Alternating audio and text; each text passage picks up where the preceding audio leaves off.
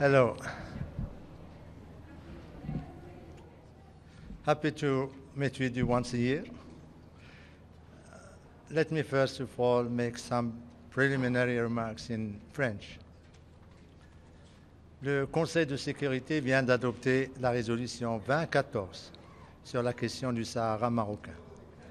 Le Royaume du Maroc se félicite de l'adoption de cette résolution et voudrait remercier vivement la plume, les États-Unis d'Amérique, pour les efforts qu'ils ont investis pour son élaboration, sa négociation et sa présentation.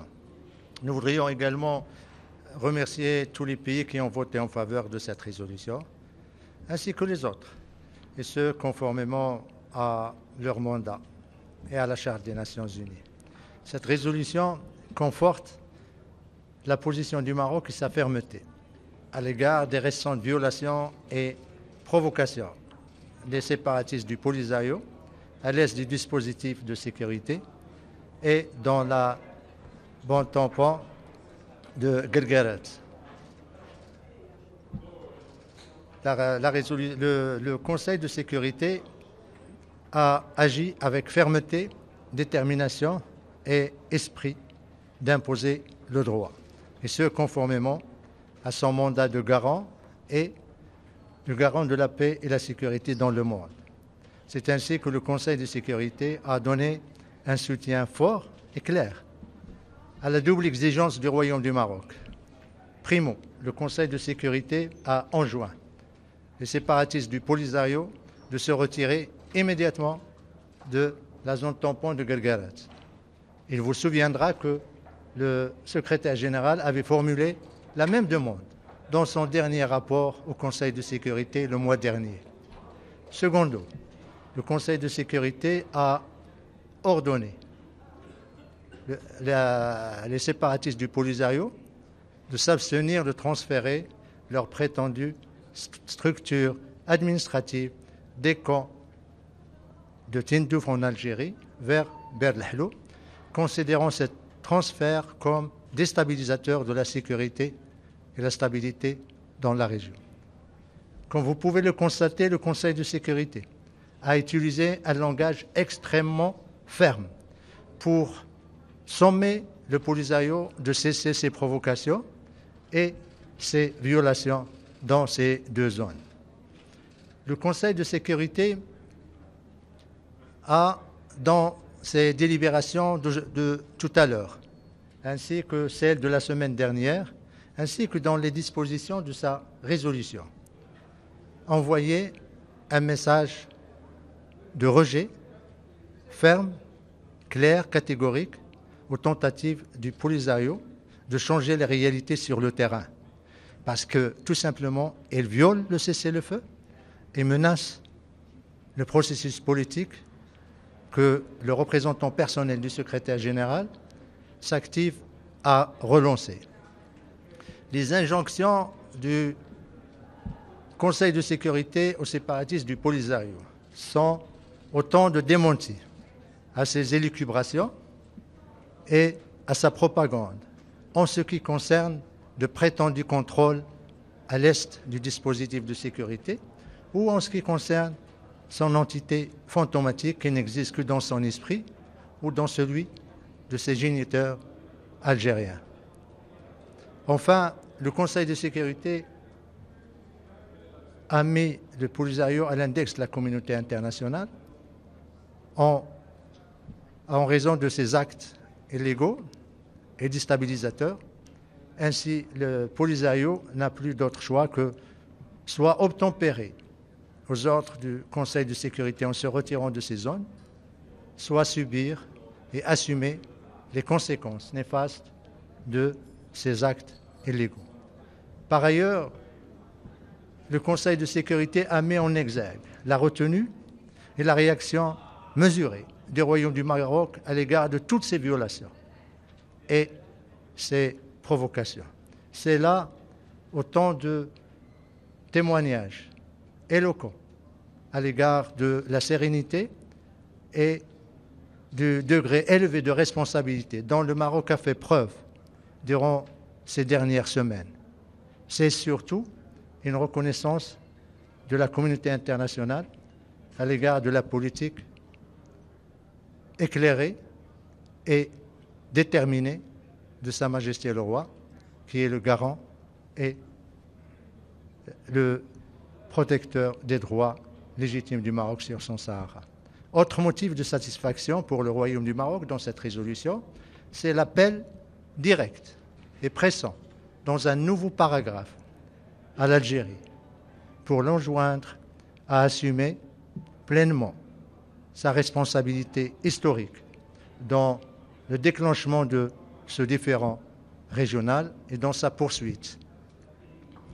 Ainsi, le nouveau paragraphe du Conseil de sécurité appelle l'Algérie à hausser sa contribution au processus de négociation et à apporter une plus grande contribution et rôle dans le processus politique. Cette injonction du Conseil de sécurité à l'Algérie est une réponse logique à son rôle direct dans ce différend 4 fois décennal.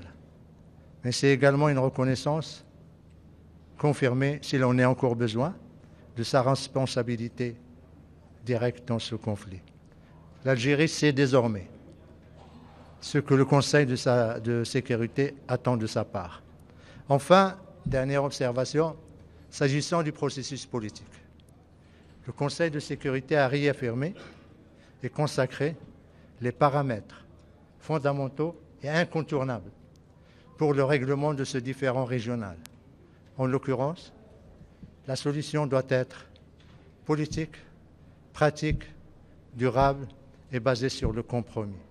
À cet effet, le Conseil de sécurité a réitéré les caractères crédibles, sérieux et prééminents de l'initiative d'autonomie proposée par le Maroc pour régler ce problème.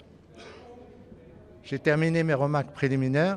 Comme j'ai fait en français, je voudrais donner une chance aux anglophones pour poser leurs questions. Arabic,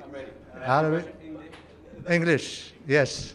Mr. Ambassador, Resolution 2414 calls for the withdrawal of Polisario from the Gargarat area and not to destabilize the whole region by moving any headquarters to Bir Helu.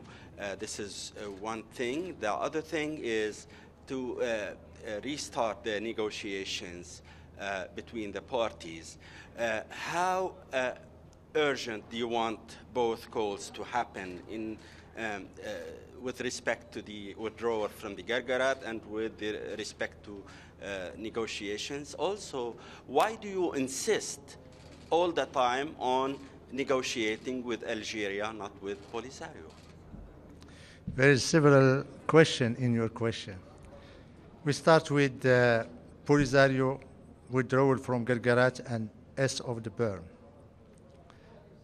Read, please, the resolution of the Security Council, just the one that have been just adopted, 2014. It's very clear. Immediate withdrawal from Gargarat. Second element, don't move your administrative structure from from Tindouf in Algeria to Bir Lahlo, because it's destabilizing the region. This is the answer. The answer is in the resolution of the Security Council. You are asking for the political process. If they don't, or if they will not withdraw, there will be no political process. I'm saying here and I'm repeating to Polisario and to Algeria, no political process as far as Polisario is violating the ceasefire and as also trying to transfer its so-called structure. So they have to choose either provocation and violation, and they will have the Security Council in front of them, or the political process. The ball is in their side now. Algeria, Algeria. Sorry, I forgot your question. Morocco have been always insisting for the role of Algeria. It's not new. From the beginning, we said Algeria created the Polisario. Algeria armed the Polisario. Algeria training Polisario. Algeria is backing the politically and diplomatically Polisario. Algeria is the only one who is running in the corridors in the UN, making pressure on the countries and on the Secretariat. And last and not the least, you can imagine that during this week, Algeria was threatening to stop the political process if there is no change in this resolution. What does it mean? Are they observers when they treat countries saying them, if you adopt this resolution, there will be no political process? So that's what we are saying. We are saying Algeria is responsible, so Algeria has to come to the table of negotiation, and everything will become possible with them. What about the three abstentions? Yes, China, please. Russia, In English. Ethiopia? In English. Algeria and Polisario always present Tindouf camps as a paradise of human rights. So, in your opinion, does that really reflect the real situation in the camps?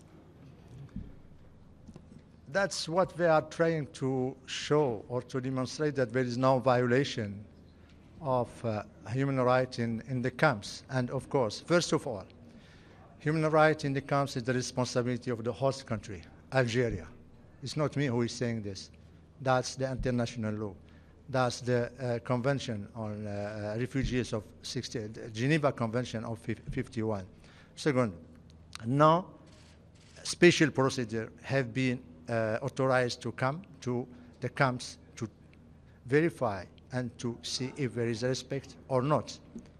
Third, you just read the newspapers.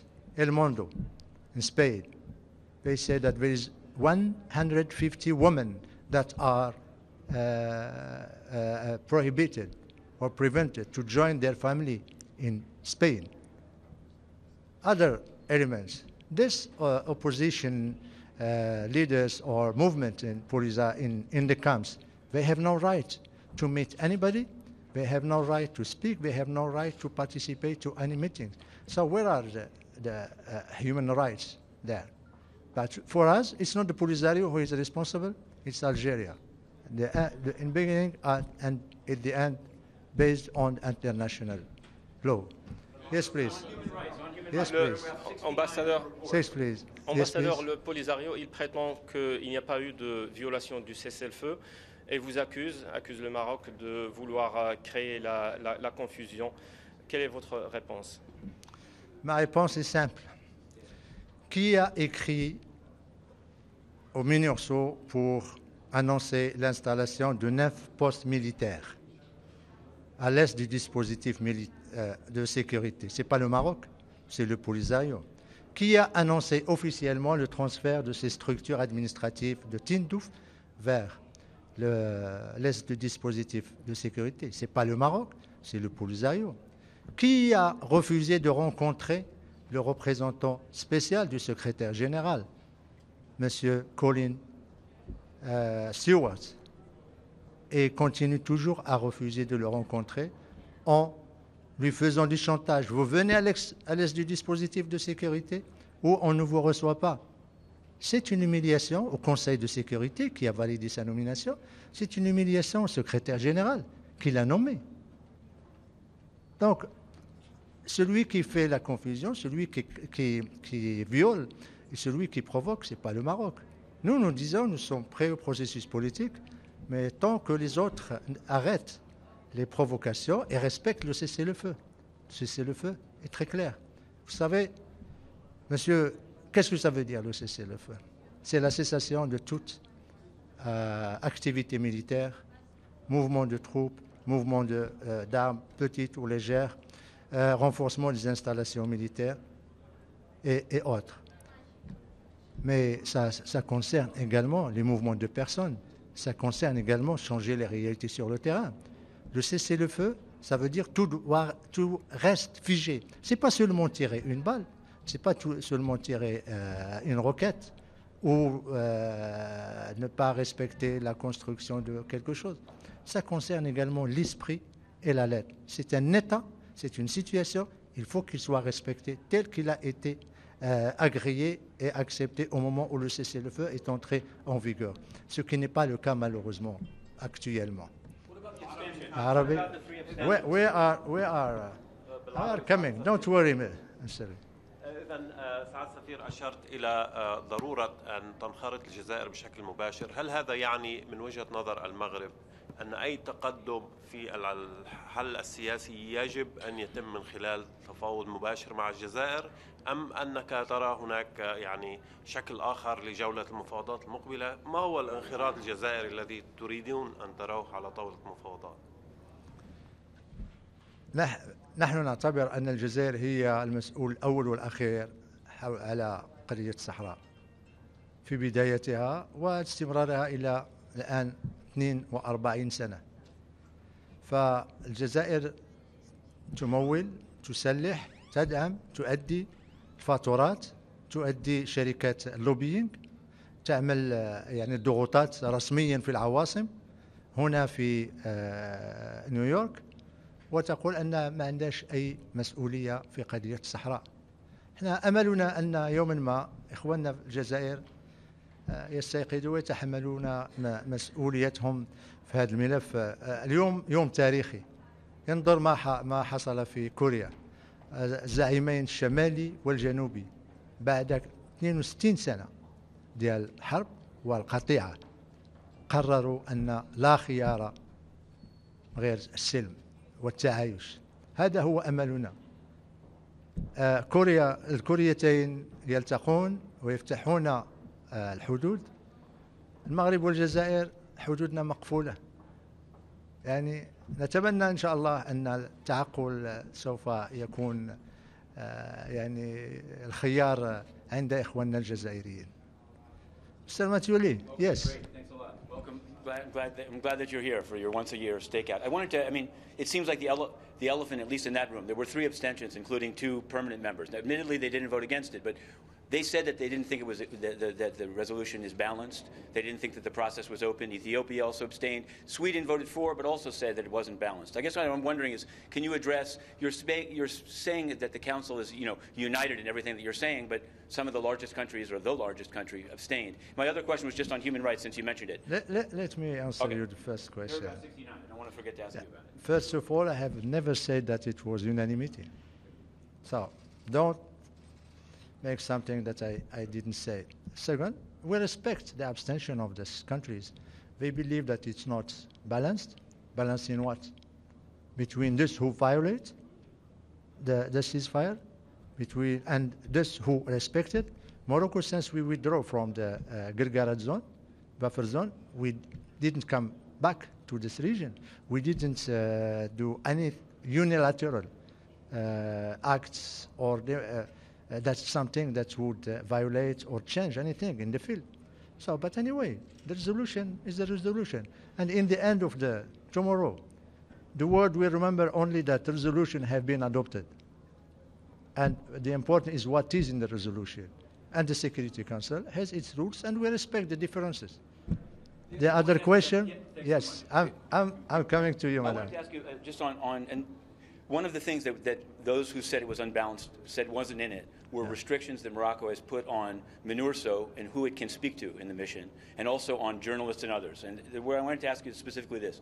Paragraph 69 of the report of the Secretary General says that Moroccan authorities continue to restrict access to Western Sahara for foreign visitors, including journalists, human rights defenders, and lawyers from Morocco.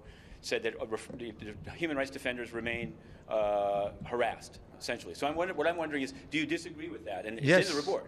Totally. Okay. And we answered the Secretary General, asked the Secretariat or the Secretary General to give you a copy, because we sent him the number of the delegation that visited the Sahara, the number of journalists, the number of parliamentarians.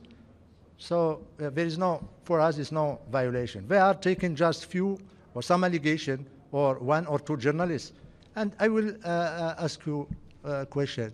Do you believe that a journalist who is coming as a tourist is respecting his profession? There is an ethic. No, sorry. There is an ethic. If there is a journalist, he should be courageous and say, I'm a journalist and I'm coming to see both sides. Not saying, hiding his identity and usurping the identity of tourists. This is not correct. This kind of journalists or this kind of tourists, we don't need them in Sahara. We need professionals.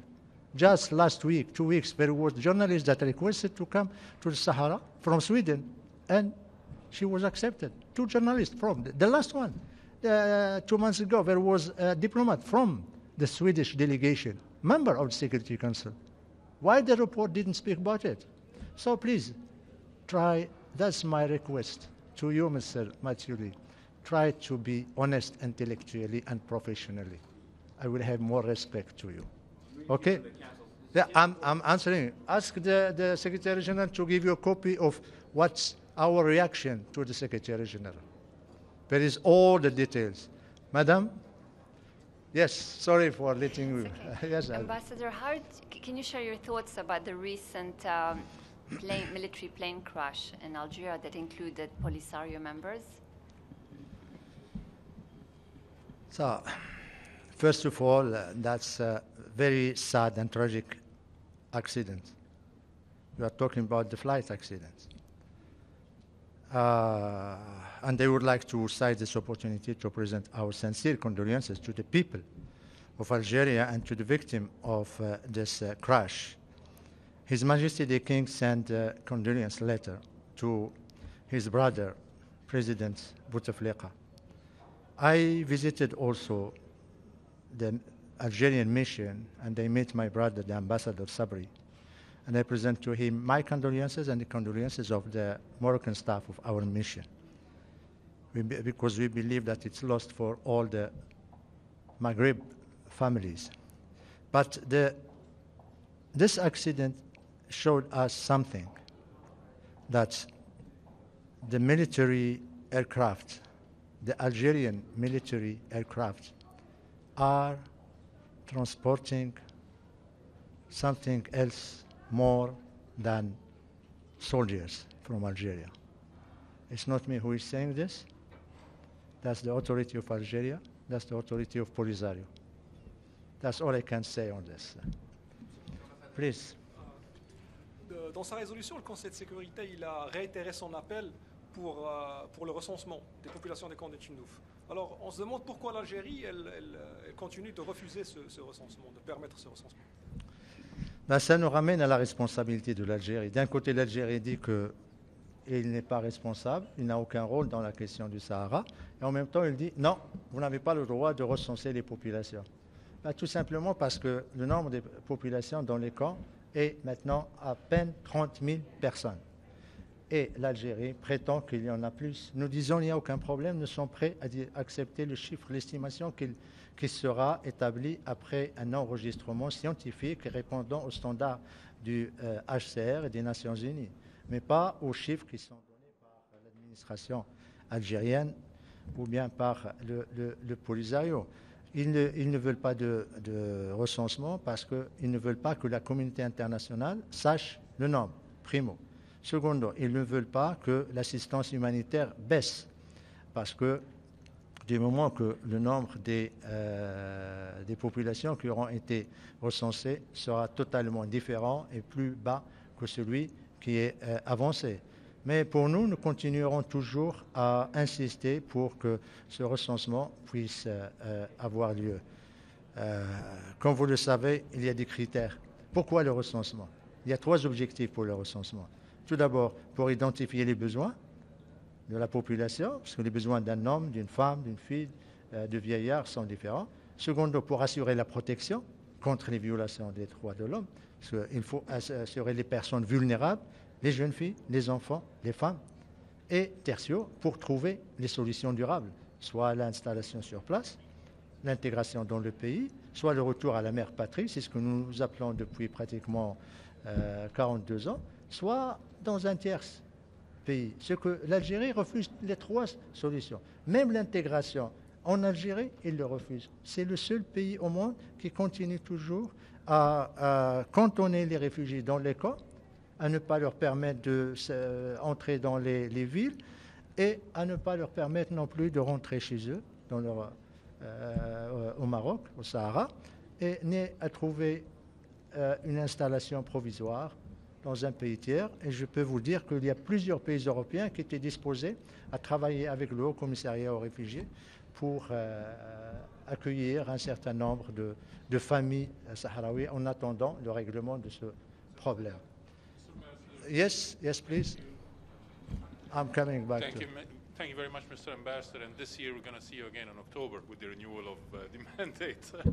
Yes, inshallah. There are claims that the Polisario, they are claiming that they have signed the ceasefire agreement with the Kingdom of Morocco. Is this true or not? And if true, are you optimistic about the Polisario honoring this type of agreement? First of all, what we are saying is the lie of the century. Morocco have never signed any document with the Polisario. Never. And we will never sign any document with the Polisario. But since we never say never, the only document we are ready to sign with them is the autonomy, the agreement that will be agreed between Morocco, Algeria, and Polisario. This, we will be ready to put our signature close to there. About their honesty and commitment, the respect of their commitments. Up to now, we are used to treason from their part. We are used to violation. We are used to lying. I hope that this time they will withdraw. But thanks. You remember last year, the resolution was the blue text, there was ultimatum, 2 weeks to withdraw, and the adoption was postponed 2 hours because they said we will withdraw. They withdrew, and after they came back, 2 months after they came back to Guerguerat. That's what they tried to do this time. But the Security Council was aware about their games. No game with the Security Council this time. They have to withdraw immediately. So we will follow. Let's hope. Yes. Polisario parle de zones libérées sous son contrôle. Que dit le Maroc à ce sujet? Ce que le Maroc dit à ce sujet, c'est le paragraphe de la résolution qui vient d'être adoptée, où il est dit qu'il lui demande de s'abstenir de transférer ces structures administratives des camps de Tindouf à l'est, à Bir Lehlo. Ça veut dire quoi, clairement? C'est qu'il n'y a pas de structure, il n'y a pas de contrôle, bien plus, il n'a aucun droit de le faire. Donc, il est comptable maintenant devant le Conseil de sécurité de tout transfert. Bien sûr, c'est une sorte de course contre la montre. Ils essaient de changer les réalités sur le terrain pour démontrer qu'il y a une effectivité, une souveraineté. Mais tout cela, c'est, comme je l'ai dit tout à l'heure, c'est dans leur esprit. Et le Maroc ne permettra jamais. Il faut que le Polisario sache, quel que soit le prix que le Maroc devra payer, il ne permettra jamais de changer le statut de cette partie du Sahara, ni de l'installation d'une quelconque structure administrative ou autre du Polisario. Nous l'avons déjà dit, ça serait un casus belli grave. Le Conseil de sécurité, il nous a donné raison. Et c'est parce que nous avons plaidé pour qu'il y ait une solution diplomatique à cette situation de violation. Maintenant, la responsabilité est celle du Conseil de sécurité. Et comme l'a dit Colin Stewart, il a dit si la MINURSO et le secrétariat ne peuvent pas régler ces violations, il a envoyé la balle au Conseil de sécurité. Nous avons pleinement confiance dans le Conseil de sécurité, dans ses membres, dans sa capacité à imposer le respect de ces résolutions. Mais si le Conseil de sécurité n'arrive pas ou échoue à imposer le respect de ces résolutions et le retour à la situation d'avant, c'est-à-dire le respect du statut de territoire et le départ définitif sans retour au Guerguerat, le Maroc assumera ses responsabilités. Le Polisario doit savoir que le Maroc ne restera pas les bras croisés face à ces violations. Voilà mon message. Ouais, madame. Secrétaire général. Pour en revenir au rapport du secrétaire général, le texte indique que les populations dans les camps de Tindouf souffrent de malnutrition chronique et puis lance un appel aux dons. Est-ce que vous avez un commentaire à faire à ce sujet? Ce paragraphe nous a interpellés, effectivement. Et nous avons fait nos propres recherches. Qu'est-ce que nous avons trouvé? Que, effectivement, il se peut qu'il y ait malnutrition, mais le paragraphe constate les symptômes, mais il ne va pas à la cause, l'origine du mal. L'origine du mal, c'est quoi? Il y a malnutrition parce que tout d'abord, il y a détournement de l'assistance humanitaire. Il y a malnutrition parce que tout d'abord, l'Algérie préfère armer le Polisario et demande à la communauté internationale de nourrir les populations, ce qui est moralement inadmissible. Bien plus, ce que dépense l'Algérie pour équiper le Polisario peut nourrir ces populations pendant des années. Je vais vous montrer quelque chose. Et vous allez être surpris. Ça, c'est un tank d'origine russe, le T-72. Combien il coûte? Il coûte $1 million. L'équivalent de son prix, avec $1 million, l'Algérie peut nourrir 7018 personnes pendant 1 an. Avec le prix de cette tank, l'Algérie peut fournir des services de santé à 19 355 personnes et garantir l'éducation à 6 186 enfants par an. L'Algérie préfère acheter les armes et demande aux contribuables de l'Occident de payer la nourriture et l'assistance humanitaire pour les camps. Je vous donne un autre exemple, madame. Ça, c'est un pick-up avec un bitube qui peut être anti-aérien. C'est le ZPU-2, monté sur pick-up. Il coûte environ $60 000. Que représentent ces $60 000? L'équivalent de son prix peut nourrir 351 personnes pendant 1 an. Il peut fournir des services de santé à 968 personnes pendant 1 an et garantir l'éducation et la scolarité de 310 enfants pendant 1 an. Ces statistiques, nous les avons faites sur la base des critères et surtout les calculs du HCR et du PAM, et également des critères qui ont été validés par l'Union européenne. Dernier exemple, le plus élémentaire, le Kalash. Il coûte, c'est le Kalash AK-17, environ $1 500. Combien il peut nourrir? Et au Sahara, il y a des milliers comme ça. Eh bien, il peut nourrir 9 personnes pendant 1 an, soit 2 familles. Fournir des services de santé à 25 personnes pendant 1 an. Garantir l'éducation de 8 enfants pendant 1 an. Voilà ce que nous disons au secrétariat.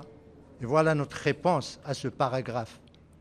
Nous espérons que, aussi bien le secrétariat que les pays donateurs, et c'est un appel que nous lançons aux pays donateurs, pour qu'ils se posent juste cette question.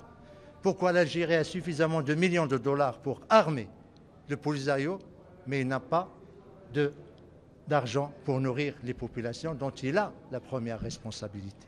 J'espère avoir répondu à votre question. Il y a monsieur, là, ce côté-là. Je viendrai vers. C'est Abadi. S'il vous plaît. Monsieur l'ambassadeur, merci de ce point de presse. Ma question concerne l'aide humanitaire aux pauvres réfugiés du camp de Tindouf en Algérie. Comme vous le savez, cette aide a été détournée. La presse l'a révélé très clairement. Ouais. L'Union européenne a protesté. Comment expliquez-vous le fait que ce point important ne soit pas mentionné dans le rapport du secrétaire général? Très simple, parce que l'Algérie a fait des pressions depuis plusieurs années pour qu'il ne figure pas dans le rapport. Et bien sûr, en menaçant que s'il figure dans le rapport, ils ne coopéreront plus ni avec le HCR, ni avec le PAM, ni avec l'Union européenne, notamment l'OLAF. Nous le regrettons, mais nous continuons toujours à dénoncer ce détournement de l'assistance. Et surtout, tout ce que nous voulons, c'est que le monde sache qu'il y a détournement. S'il vous plaît. مرحبا معالي السفير. مجلس الأمن يدعم العودة إلى المفاوضات مع ملف البوليساريو. ما هو تقييمكم لنسبة هذه نجاح المفاوضات؟ أيضا ما هو تقييمكم إذا فيما لو البوليساريو رفضت الاستمرار في المفاوضات ما هو الحل؟ شكرا. إذا رفضت الاستمرار في المفاوضات،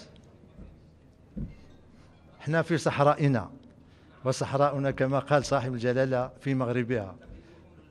يمكن يرفضوا إلى نهاية إلى الأبد تقييمنا المفاوضات. احنا عندنا ثقة تامة في ممثل الشخصي للأمين العام السيد هورست كولر. عبرنا له على دعمنا وتعاوننا معه. ننتظر. طبعا حضرنا كل يعني اللقاءات كانت كلها إيجابية ومبنية على المسؤولية والثقة المتبادلة.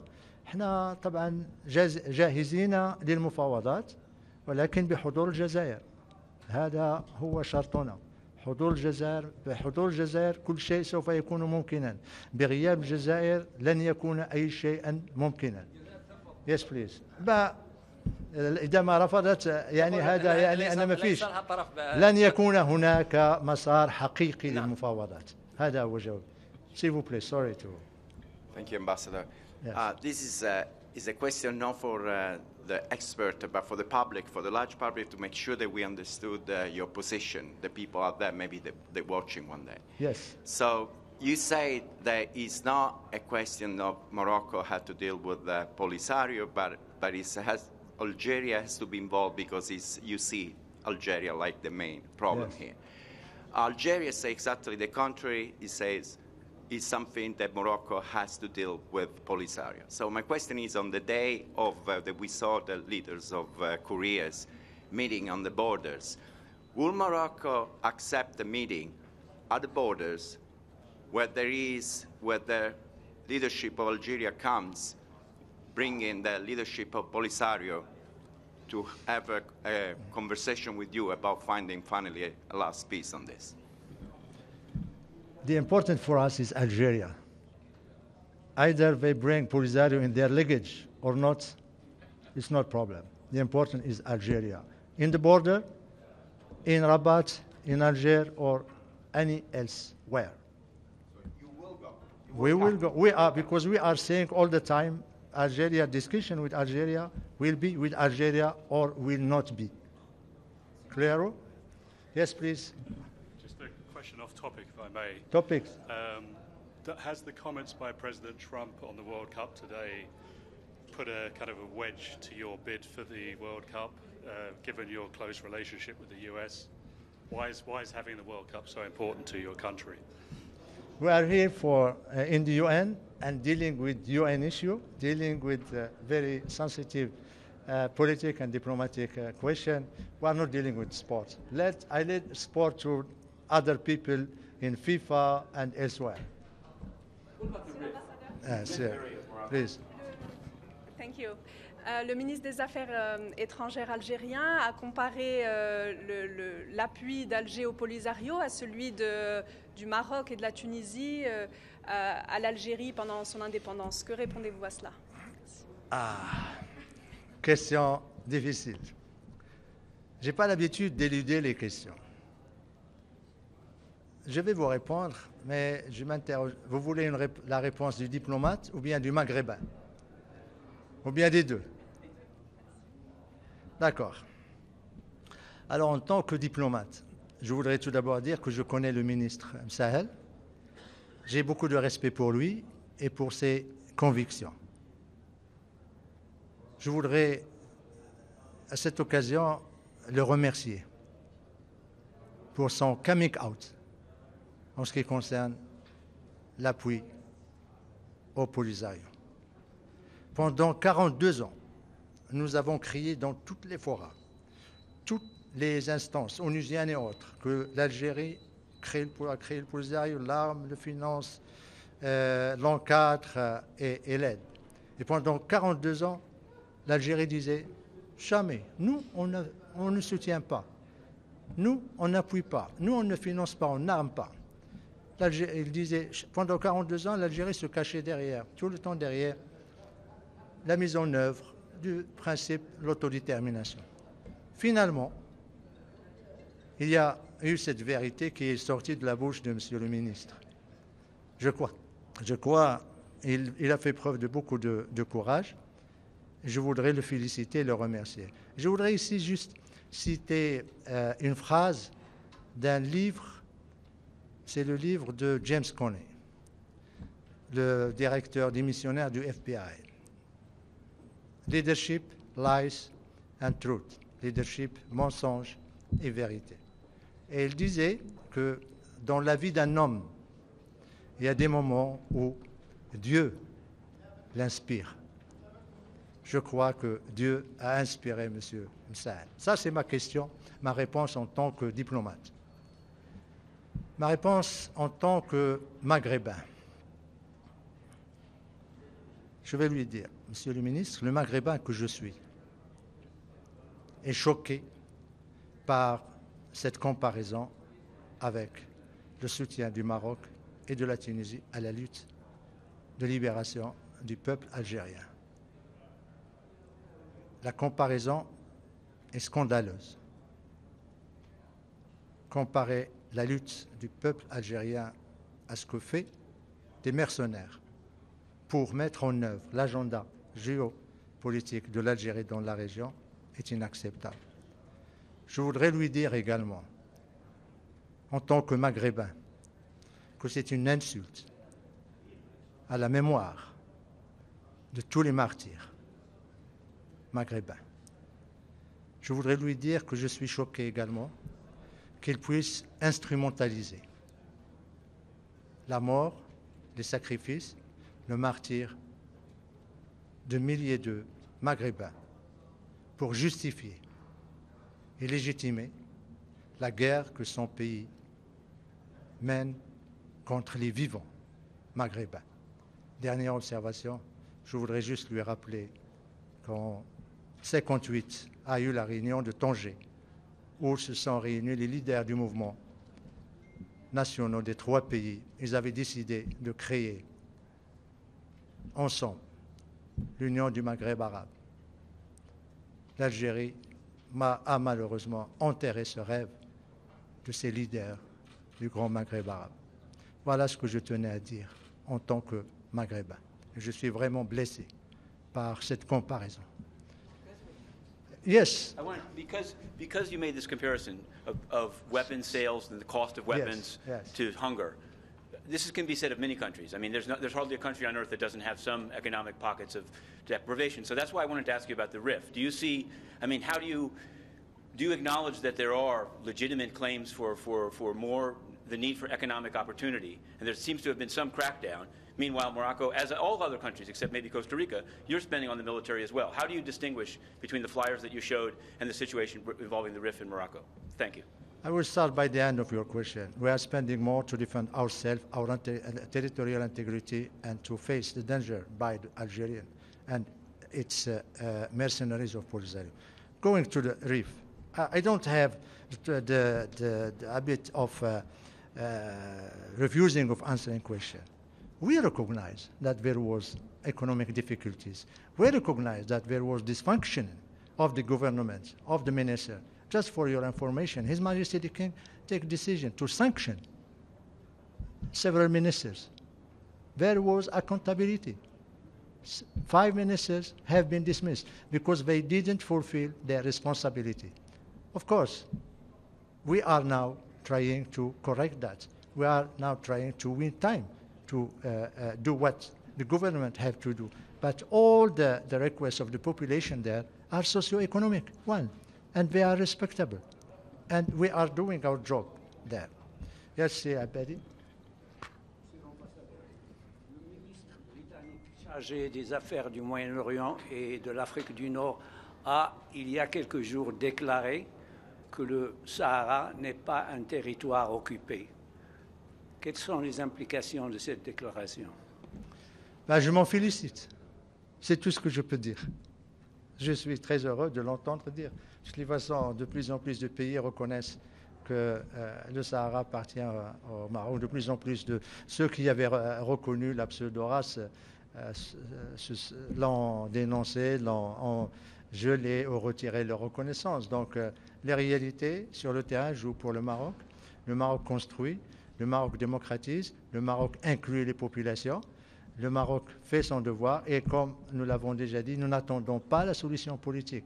On va pas, le blocage de la solution politique ne va pas prendre la population en otage. Il y a des dizaines de milliers de populations qui attendent le développement, la prospérité, la participation active aux activités économiques, commerciales, culturelles, politiques, socio-économiques. Et nous sommes très heureux de voir qu'il y a actuellement un investissement de 8 milliards de dollars pendant 5 ans pour construire des universités, des ports, des aéroports, des autoroutes, des infrastructures, et également une des plus grandes stations solaires dans le monde. Donc nous développons, nous avançons. La solution politique, si l'Algérie ne veut pas, ça c'est son problème. Si le Polisario veut créer des tensions, nous, on est avec le droit. Et le droit nous a été accordé aujourd'hui. C'est ça l'essentiel. Cette résolution et cette réunion, il a réaffirmé l'impératif pour le Polisario de respecter le droit. Et il a donné raison au Maroc de s'abstenir et surtout de faire preuve de retenue et de ne pas céder à cette provocation. Mais il y a des limites à tout cela. Mesdames et messieurs, merci infiniment. The last one? Oh, thank you. Yes. I wasn't going to shout it out. I wanted to ask Yes. you a resources question because it's that European Court of Justice decision that Yes. said that the fisheries agreement with the EU could not legitimately include Western Sahara. Maybe if I'm mischaracterizing, tell me. And the decision in South Africa about phosphorus that they put up to. Do you see these as kind of outliers, or is there still some legal argument that there's a problem with exploiting the resources of the area? The European Court said that the Sahara was not included in the agreement, which was correct. And the European Union just decided to renegotiate the agreement, the fishery agreement and the agriculture agreement, and to include this time the Sahara will be included. You see, the Sahara will be included in the two agreements with the guarantee that first the population will be consulted, second the population will benefit, and third the Europeans will come and will see to how the population is really benefiting of the resources of the Sahara. Thank you for your question, but don't forget, please be neutral. I'm going to ask them for your file. As you like, but the important for me is to be neutral and ethical in what you are doing. Thank you very much. Merci beaucoup.